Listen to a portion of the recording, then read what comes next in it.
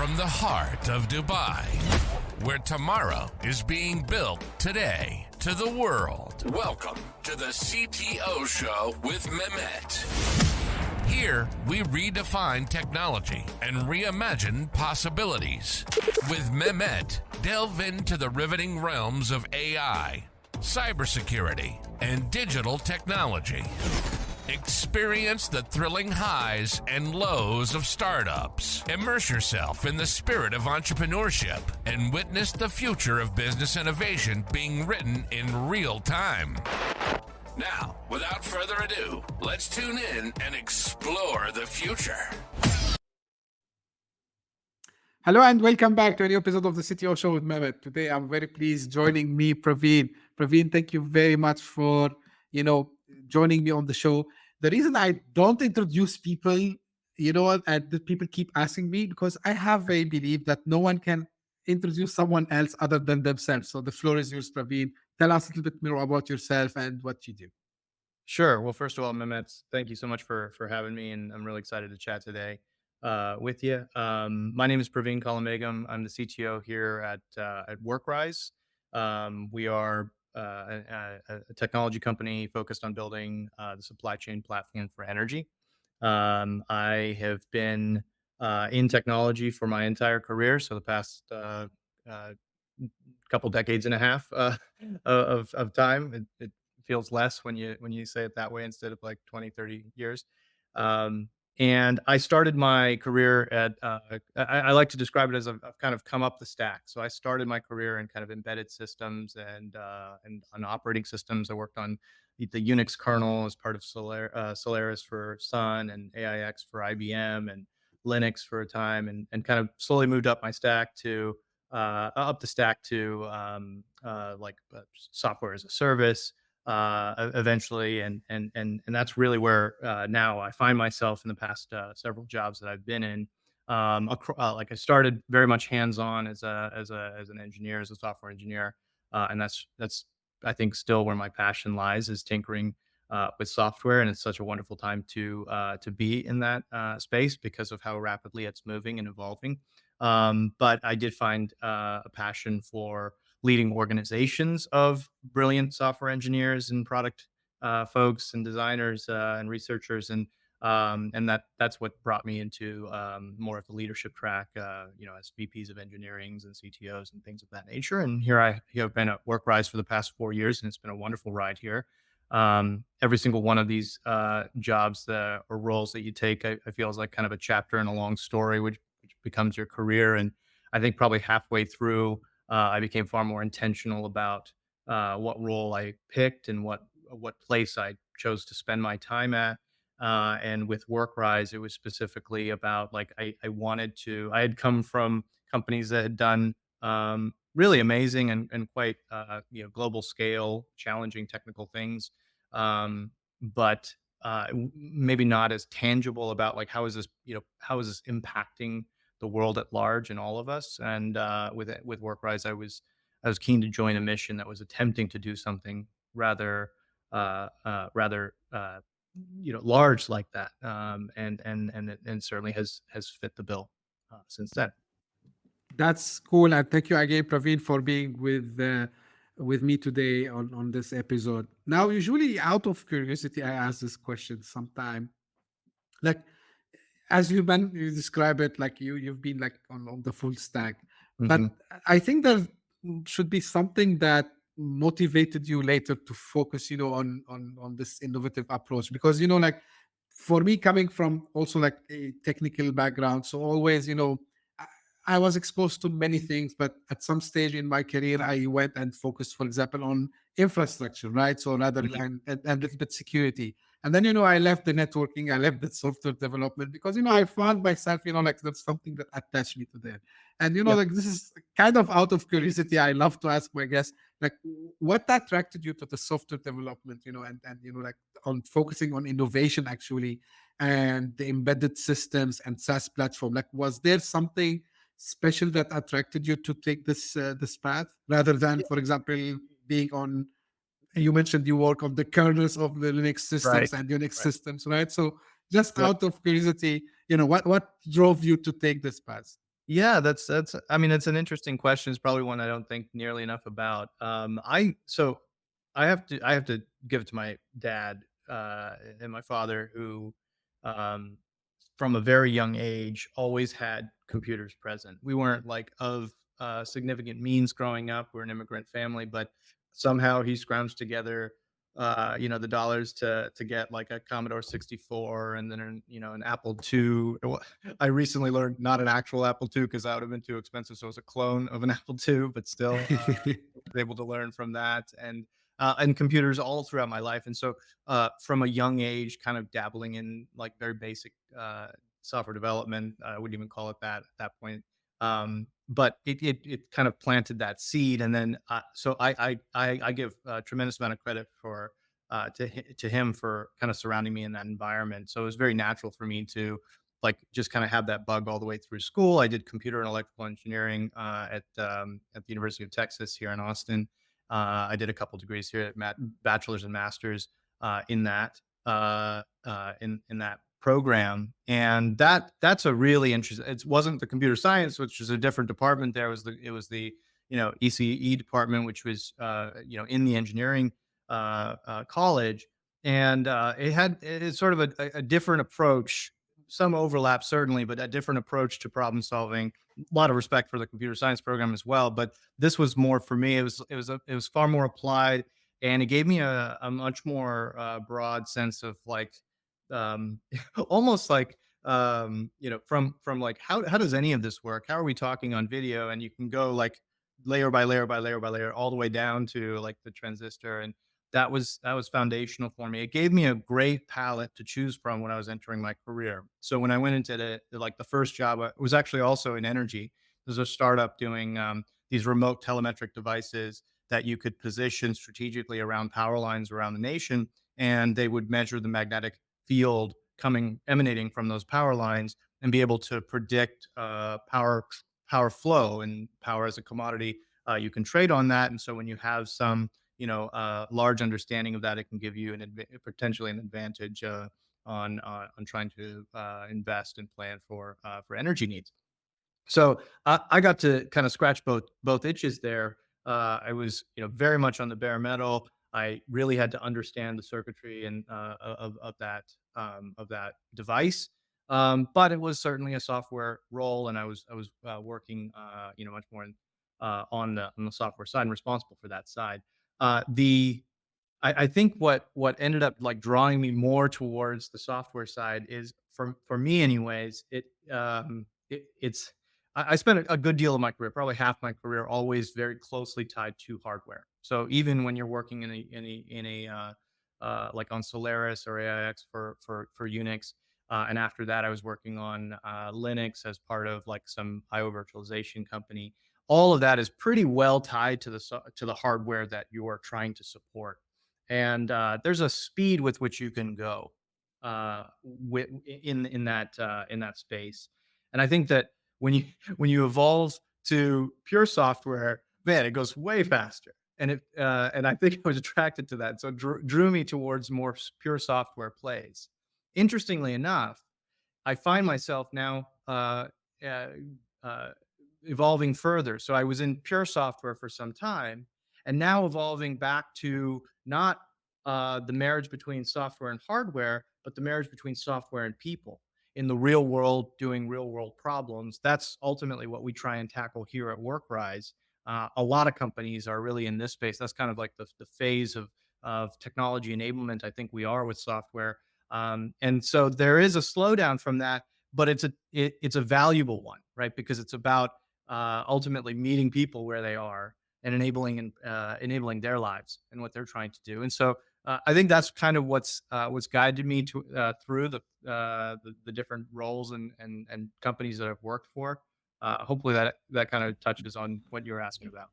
Oh, indeed, definitely, definitely it did. And to your point, and I loved, the last part when you said about, not marriage of hardware and software, but again, like solving real business problems. And this is why, personally, I got passionate about technology. Of course, at a younger age, yeah, because I was fascinated of, seeing all these cool things. But then, later on, you start to understand, oh, like with software or even hardware, I can actually solve real world problems. Right. And here, this will bring me, to talk a little bit about your current role and, about Workrise specifically.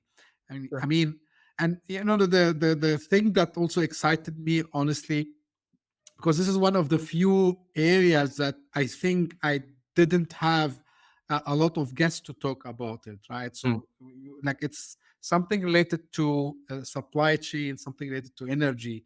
So, if Mhm. you can little bit tell me, Praveen, about Workrise mission and how your platform is, helping the energy sector's label provision and do the operations management services. So, like, little bit more details if you want about the company.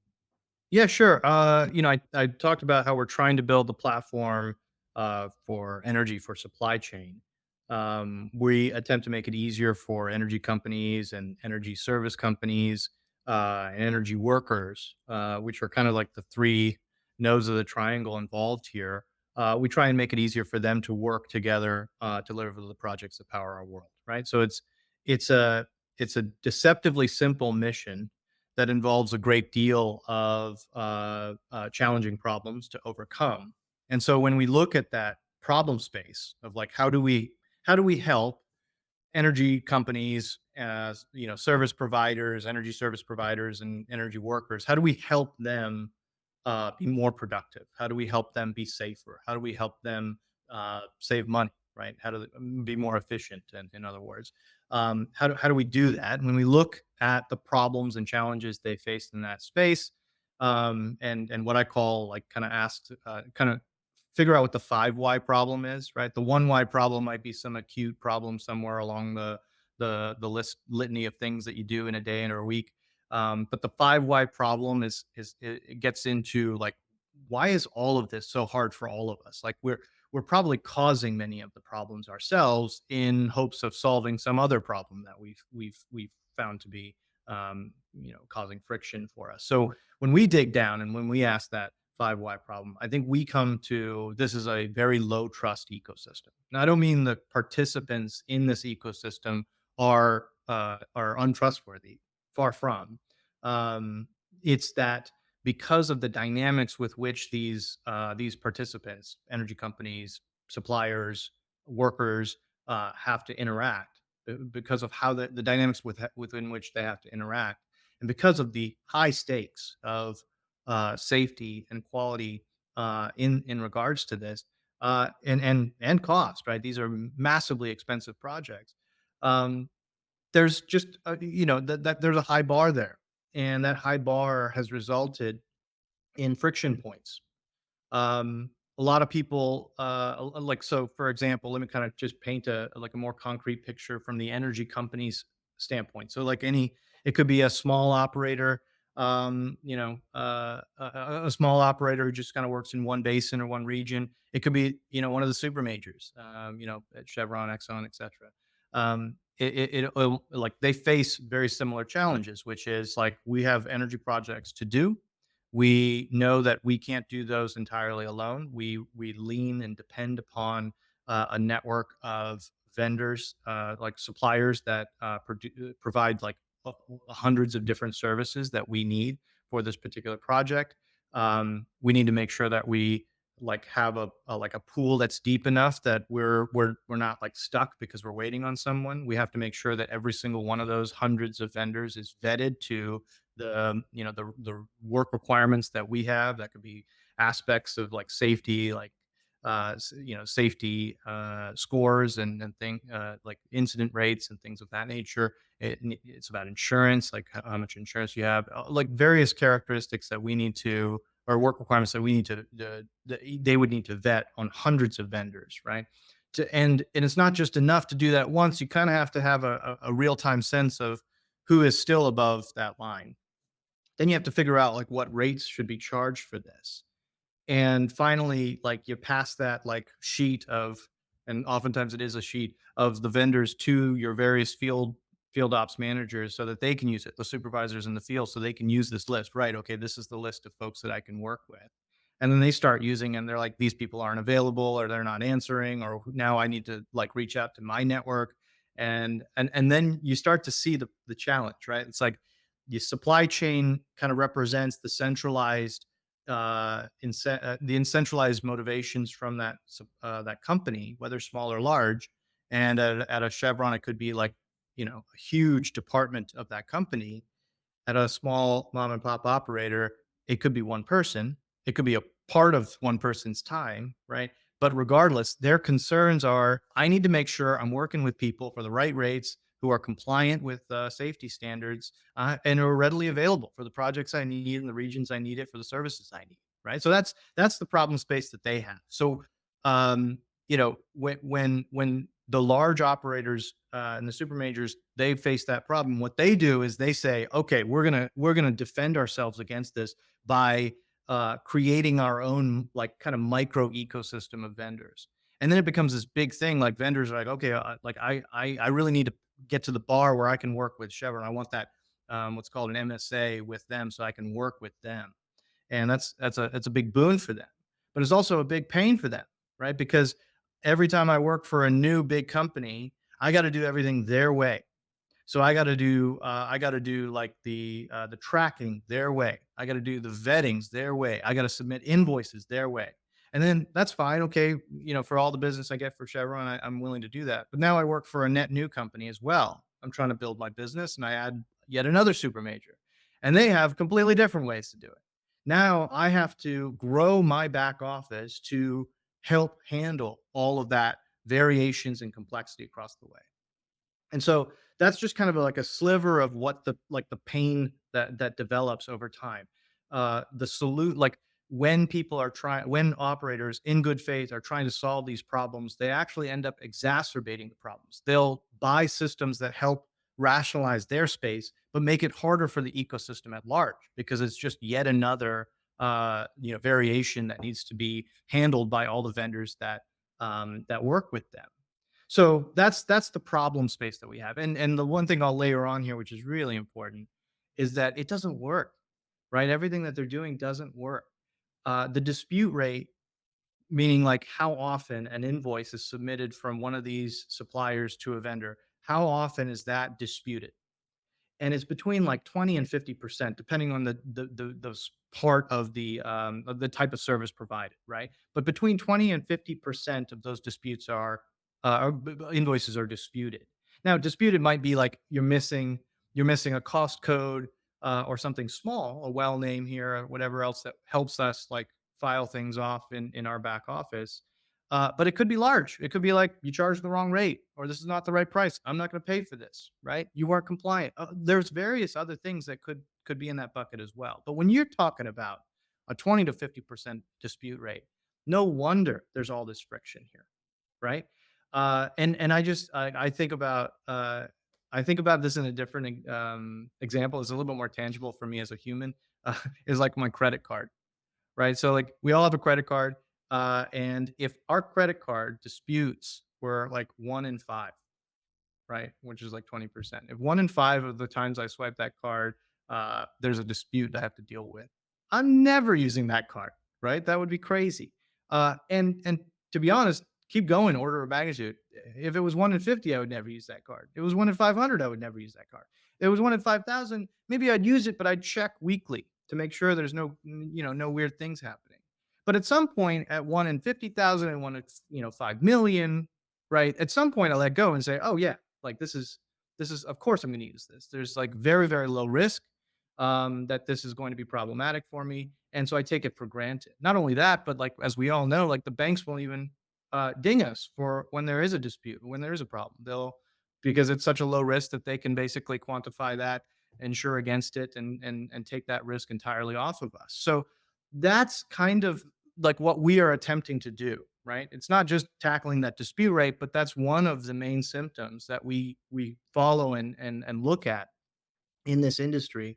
And when we can ensure that like we're kind of making more consistent tools for everyone to benefit from, we're building it out here in the ecosystem, not in the back office of one operator. And when we can kind of ensure that the structural components of these jobs is recorded well in advance, it streamlines the way in which all of these folks work together. It again, no one is or very, very rarely is someone trying to intentionally put a mistake in. Very rarely is someone trying to charge the wrong rate or miss the cost code or don't have the signature. Like these are very rare circumstances where someone's actually trying to do that. Most likely it's that they didn't know they had to do that or they fat fingered the wrong thing. And in a disparate systems across the way and paper here and Rolodex there, Excel sheet in some places, like that's rife with problems, rife with errors along the way. So that's the problem space we're trying to tackle. That's kind of the philosophy of how we try and tackle it. And we're making great progress against that. And people are excited about it. They want to see it, right? And I respect them for that. But this is where we're playing. Praveen, I can relate to many things you mentioned because when I was working as a consultant, of course, I covered a lot of verticals, and of course, like energy is one of them. And just, the amount of, just the people who are in the building, and I'm talking here, like I'm based in Dubai, and, the Middle East also has one of the large oil producers and so on. So, just when you see all these folks going in, going out, and different departments, so I started to relate few things. And even when we're talking to the IT department, let's say, and even there, like you can see the complexities behind, and because there are contractors, subcontractors, like a lot of things that goes there. And when they have a new project all together, it's like you are having a new entity within the big entity itself. So all Totally. what you said, maybe I got it, but just for the audience, like really it's a big problem. And Yeah. because I didn't live it myself, but I've seen, you know these giants, I would say, they have it. And of course, to your point, the contractors, and then you have the subcontractors sometimes that they need Right. to do this. So absolutely, it's a huge and tremendous, I would say, things that happens in the background that us, as people who just consume, let's say, Right. that product, we don't see it maybe. But now, Praveen, I think, and maybe you would agree with me or not, we will see now. Like this is a very also dynamic space, the energy sector, right? So it's fast moving, and innovation is key. So how do you think you are able to drive this innovation, while having this complexity at the same time? Mhm. And like, what are the technological advancements that you try to implement to streamline these traditionally complex processes? Yeah, that's a great question. I one of the things that I think is amazing to me is that we like our clients are some of the most innovative companies on the planet. They are like operating in some large room in Houston and controlling like machinery that's halfway across the world live, and that is like astounding. The kind of innovation that's required to do that safely, and so it's remarkable that those are the same clients that really struggle with the innovation of their actual workflow and their supply chain and really how all of those things work. And to be honest, I don't put that necessarily on them. This is not something that I think one entity can solve for themselves in isolation. And that's ultimately our philosophy is that this has to be a systemic solution, and it has to be done for the ecosystem at large, and that actually takes a lot of participation and partnership with both sides, like all sides of that ecosystem.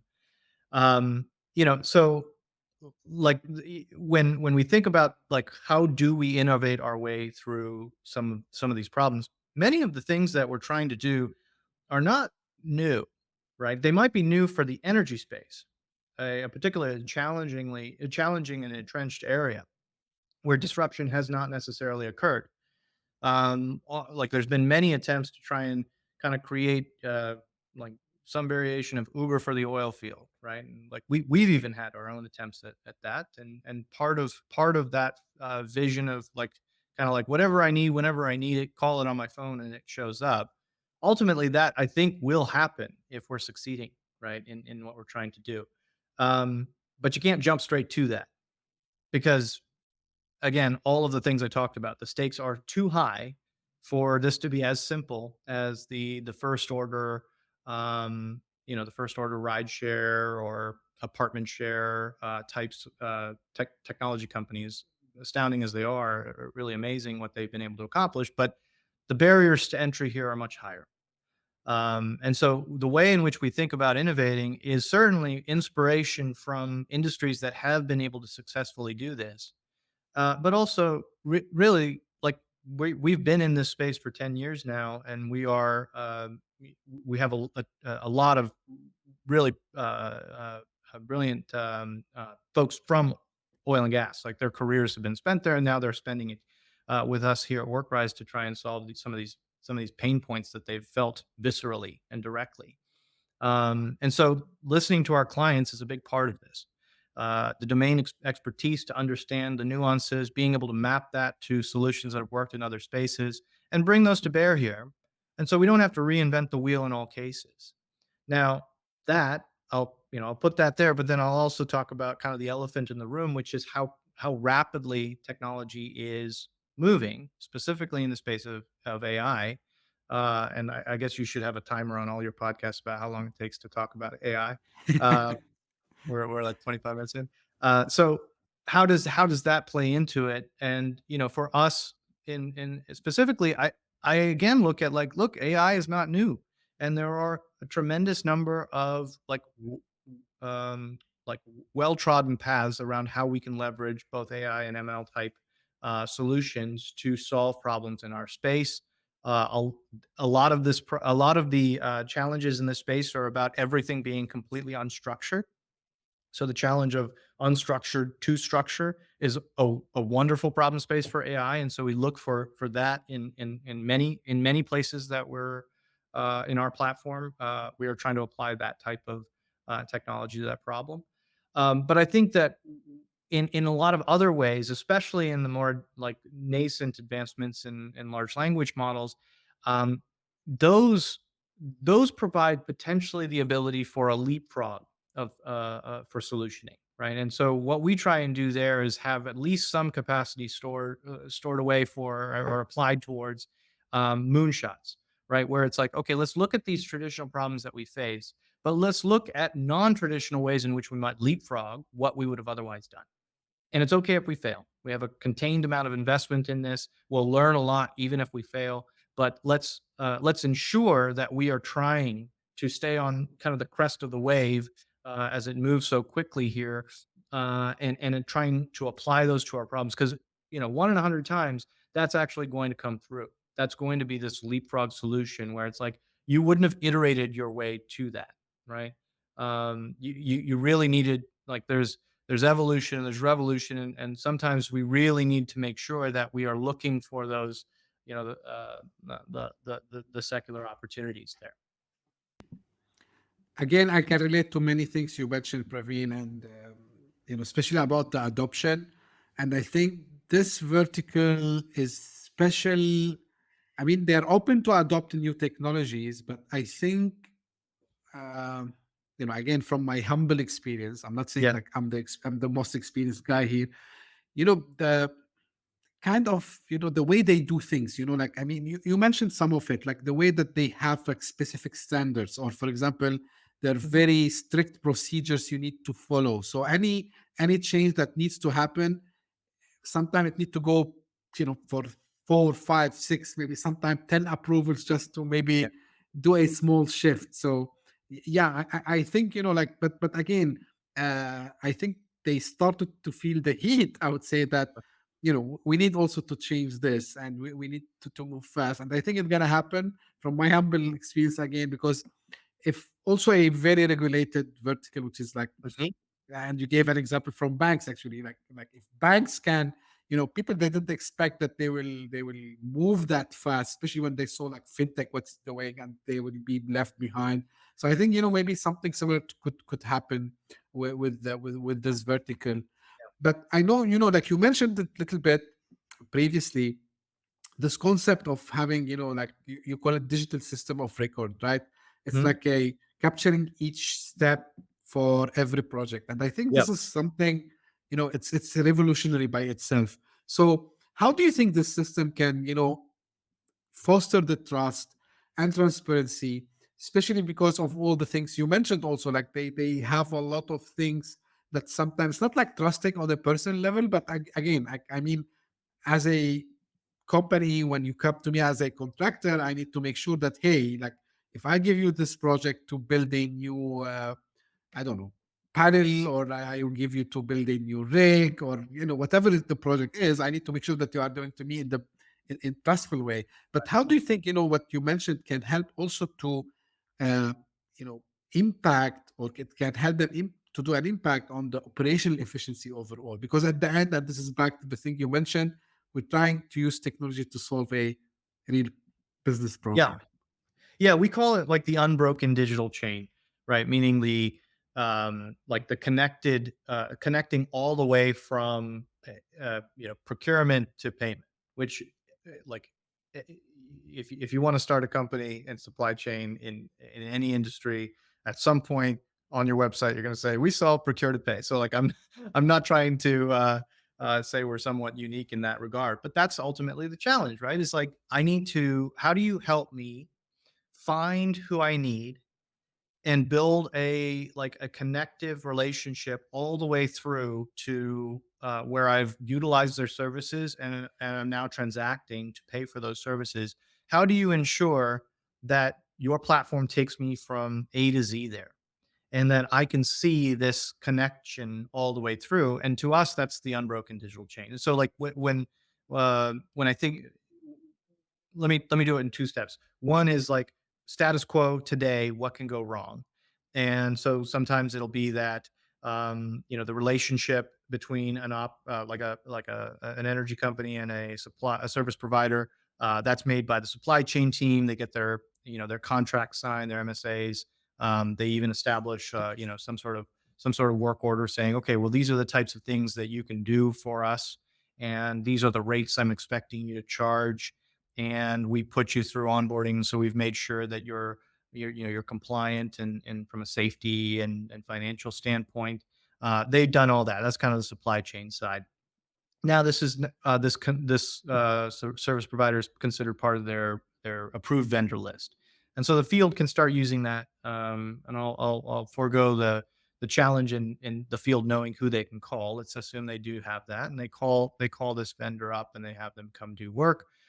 The vendor sends some folks to do the work on site. It could be as simple as cutting the grass. It could be, far more complicated or high risk downhole work. Could be water hauling. Could be any number of things that they have to have done on the project. And then they write some things down on a piece of paper, which is their field ticket. They go back, they put it in some bowl in the home office for that service provider. Maybe a week later, someone in that back office for that service provider collects all the tickets, puts them into an invoice, sends it to that original company. And at that point, they say, "Wait a minute. Oh, by the way, like this is all of these companies because they're the buyers. They've been able to kind of make the standard like these net 60 terms, right? Meaning like 60 days to pay these things, sometimes longer than that even. So like it might be that this invoice gets sent. Now we're already like a week and a half after the work was done. And then there might be a delay in them actually looking at it because it's a net 60. Then they finally say, "Oh, you know what? You're missing this AFE, this authorized for expenditure code, basically a cost code in energy." So dispute gets sent back.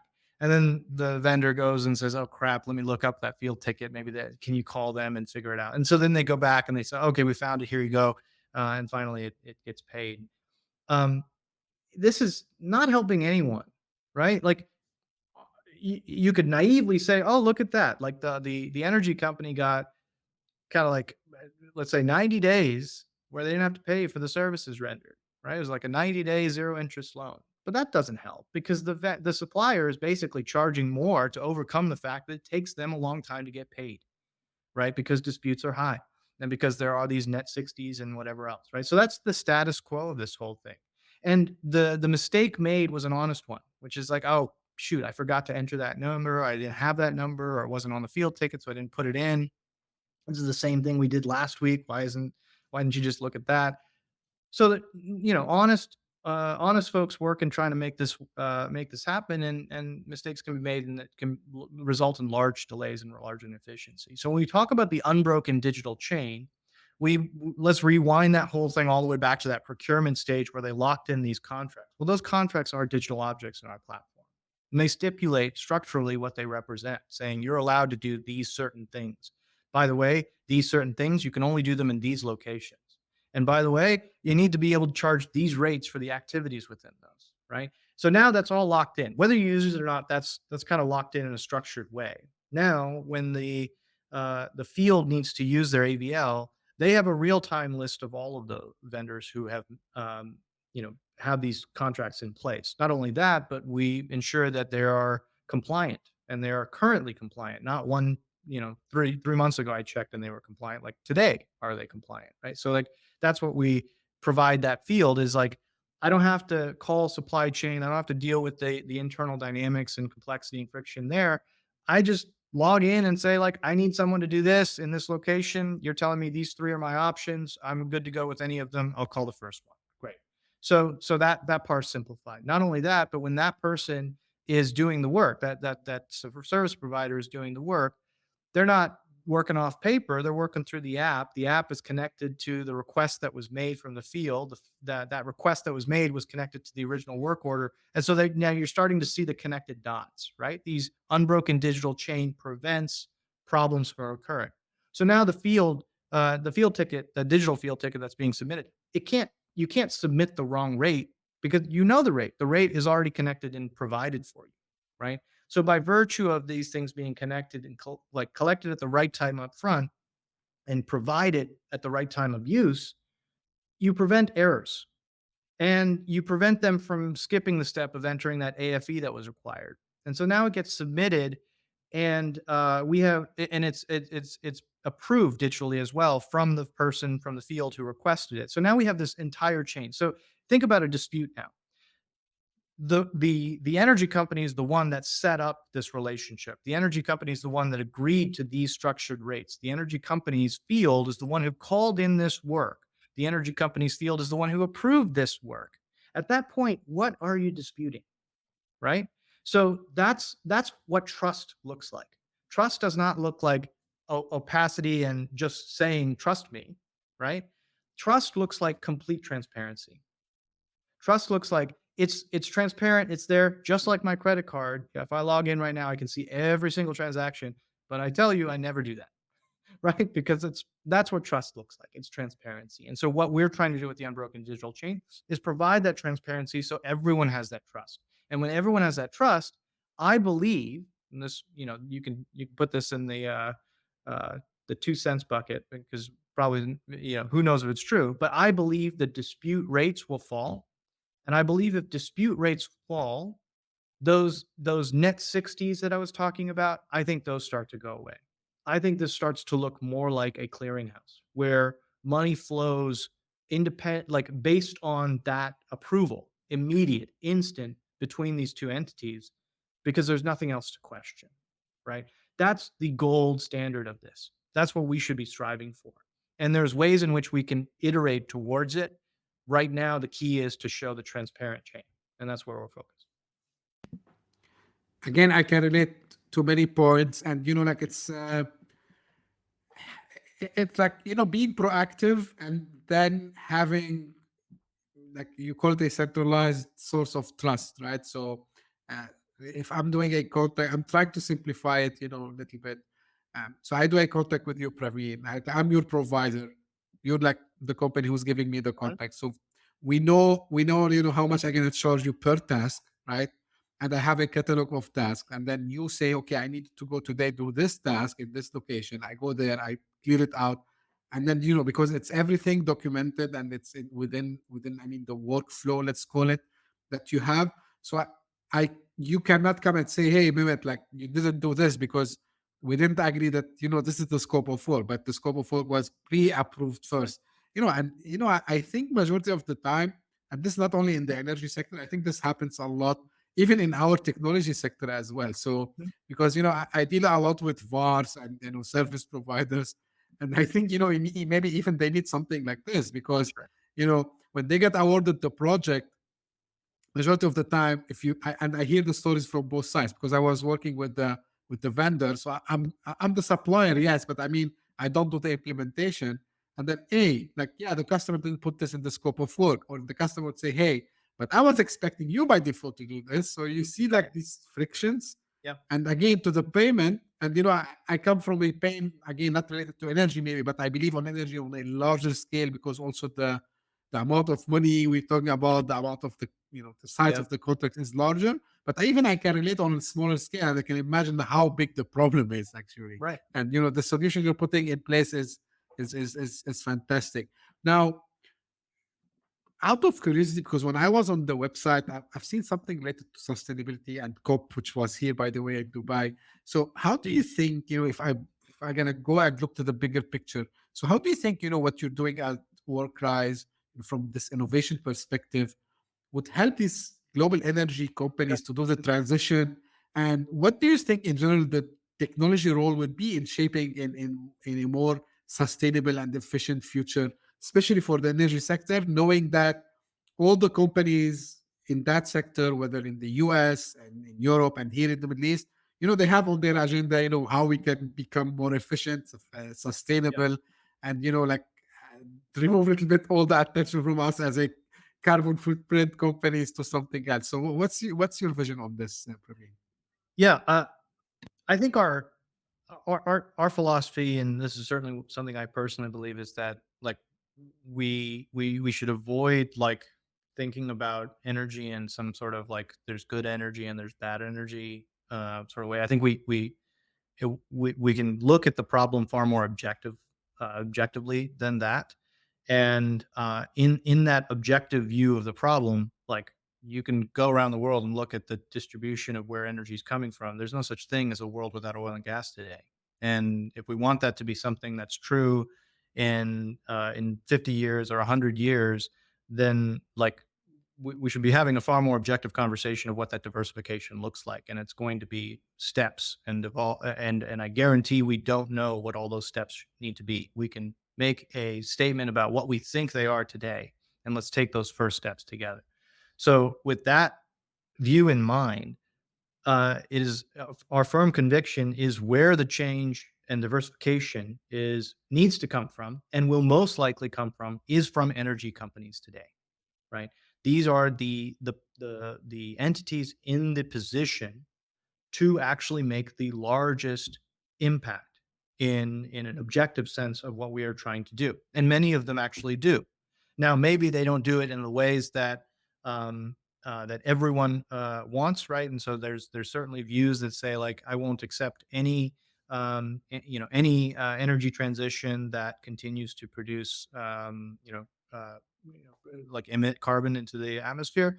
But like again, if we take this back to like the objective goals that we seek, there's only a few that will actually happen. So let's take those steps, and let's not let the perfect be the enemy of the good. So if we then take the view of like, okay, well, these energy companies need to be the ones that help with a huge chunk of this transition. How do we help them diversify?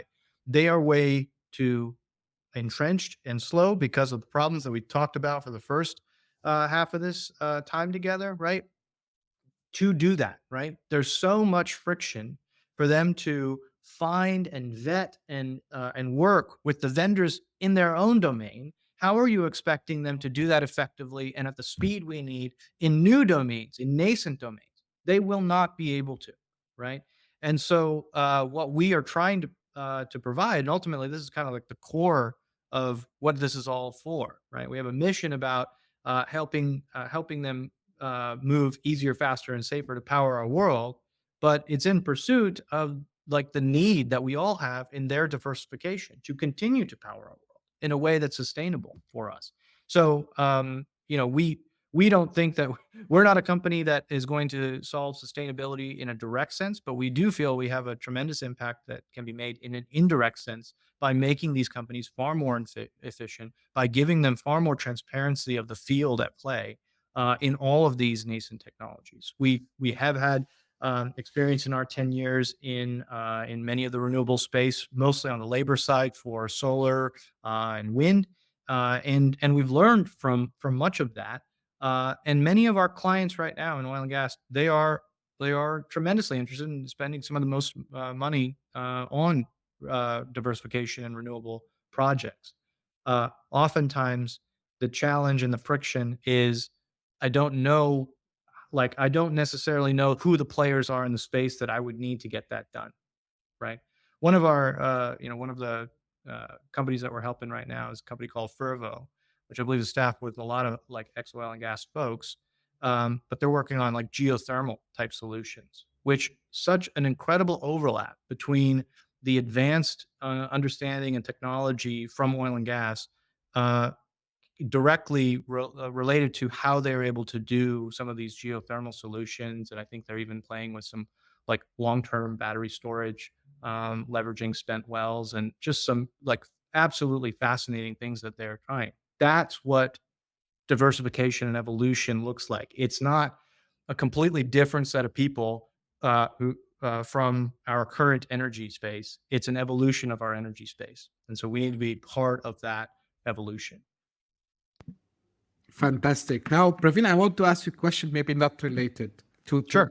Yeah. WordPress specifically, but from the discussion that I had with you, and I need this kind of your secret sauce for fellow people who want to become CTOs. You know what I Yeah. noticed, Praveen, really, that the way that you have not only understood the business case and related to technology, but actually you dived very deep into understanding, also how, I mean, how the whole thing works there. Mm. So, and I see it. I talk to a lot of people, and what they tell me. You know what? Like I'm a techie guy. Don't talk to me about business. I want to, but at the same time, if you ask him or you ask her, like, what's your ambition? Yeah, I want one day to become a CTO, right? Yeah. Or I want to be an executive. What's the secret sauce, Praveen, to Yeah. really grasp these two together and have both strong understanding, of course, of technology, which we know. Like I would not ask you how to become a good programmer or how to become a good solution architect. Plenty of resources out there. But having this merger between the business side and the technology side, which I think this is the main thing why the CTO position is very important. So how we can reach that, Praveen? Like Yeah. I'm asking this question on behalf of many people who have the ambition to become CTOs. Sure. Well, I mean, I'm so glad that like there are shows like yours, right, who interview technology leaders, and probably I hope you ask each one of them something like this, because it's probably not so much a secret as it is like patterns of success and also failure modes to avoid. I think you touched upon a big one, which is um, when you're part of when you're joining. I think a lot of folks just think of CTO as like, oh, okay, you're the top of the technology arm for this company. But what that minimizes is the executive part, meaning like you're part of the executive team that is leading this company, right? That comes with a tremendous like change in what your focus should be. And you have to care about everything that those other peers of yours care about. I think a lot about first team, right? Who's your first team? First team being the one that you consider like this is my primary team, the one I should prioritize. The focus should be here. Where I spend most of my time should be here. And oftentimes people think of their first team as the people like that report to them. In a leadership position, it would be, my head of product and my head of software engineering and head of data and the head of IT and like all of these great folks. That's my first team. That is not my first team. My first team is the executive team. My first team is my CEO, my CRO, my CFO, all of these folks that I work with and spend a great deal of time with. And so my responsibility in that team, in that room, is not isolated to technology.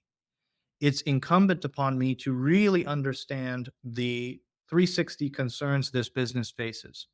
It's incumbent upon me to really influence the strategy with which we take. Now, I might not be the expert on how we, put this product in market, right? And I lean heavily on my peer Josh, our CRO, and his people to help with that. But I certainly need to understand it, and I certainly need to have my sleeves rolled up and my fingerprints on that. And it doesn't stop there. It's really all aspects. And one of the things that I really feel like I've gained a tremendous amount of perspective at this company and learned a lot about is, gotten much more deep into the financials of a successful business. And I think we've at times been not a successful business, and right now we're grateful that we are a successful business. It comes with hard work and understanding and alignment of that executive team to say, like, this is what we need to do. There are hard decisions to make to get there. But like it's really, really important for us to align on that, to understand that, and to then execute against that and hold ourselves accountable to that. So one of the things, I don't think it's a secret, but I do think it's sometimes not as spoken about, is the I guess the C and the O as opposed to the T in the chief technology officer role. Is that your first team is that executive team, and as such, and you touched upon this in your question, is you really need to have a much larger perspective on things. And of course, you are absolutely supposed to be the expert in that conversation around where the technology and the product can be at most impactful for our customers, and impactful for our business at large. So I think that's one of the things that I learned along the way that has been most helpful for me. And so maybe that I'll leave it with that one. That's great. And this is why, Praveen, I tell now I'm in an age where I can tell people some advices, Yep. and I wish, I wish I can advise myself, now at an earlier age to not push back on going and understanding the things you just mentioned. Like you touch on, for example, how to position this product from sales marketing perspective, understand the financial part. And I think, uh, the main reason why I started this podcast, because when I was sitting in an IT department, we were, I hope like I will not expose anyone, but I mean, we were always discussing us as colleagues, like why no one talked to us, as technology department, and because I'm talking about like 15 years or 20 years back, and then I was start to become happy to see like the CTO role itself, coming to the front and being not seen as he's the guy responsible for the Yep. IT, or he's the guy responsible for everything tech, and no, like become actually the CTO is a driver, same as the CEO, as the CRO, as all the other C levels, to do these things. And the reason I wanted to do this show to prove that actually technology is blended, accepted or not, with the business today. And people ask me, okay, why you have sometimes people who are not CTOs? I told you like Yeah. at the beginning, I got CMOs, I got CROs, I got like all Great. the C levels here. And the reason I do this because I want like also tech folks to understand these things. And at the same time, I'm conveying a message to the, because I focus also honestly in my show about entrepreneurship and Mhm. startups. So fellow founders to understand this in an early stage rather than figure out, oh, I wish I had brought someone who understands sales, or I wish I had brought someone who understands actually people management. Like all these things are part from a whole like mosaic, I would say, and each Right. part is very important. And thank you for sharing this, Praveen, today. Like, and there is a lot of things I still can talk to you about today. But if one thing you felt that I missed and you want to just you know tell us about it before we get to close. Well, just to add on to what you were just talking about, I think a lot of different companies can like.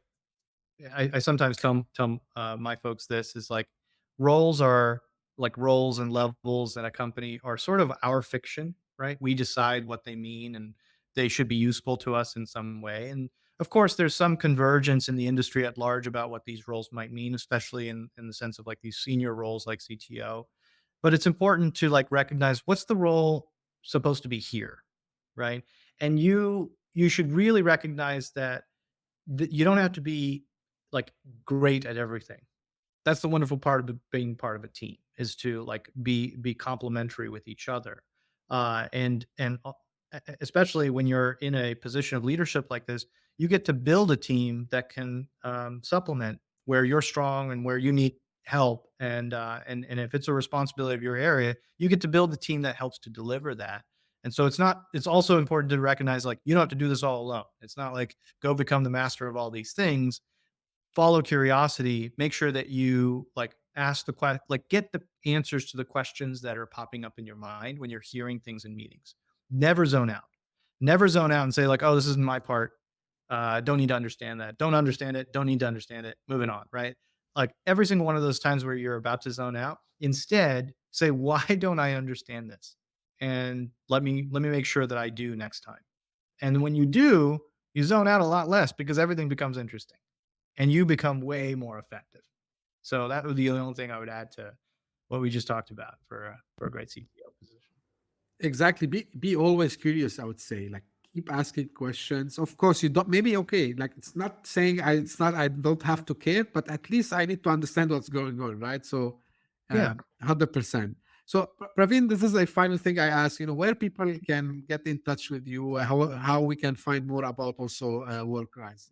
Yeah, it's workrise.com for the company, and certainly I'm on there, and I'm on not super active, more of a reader on Twitter and LinkedIn. You can certainly find me on both of those channels as well. Feel free to hit me up if you have any questions or just want to riff on something we talked about today.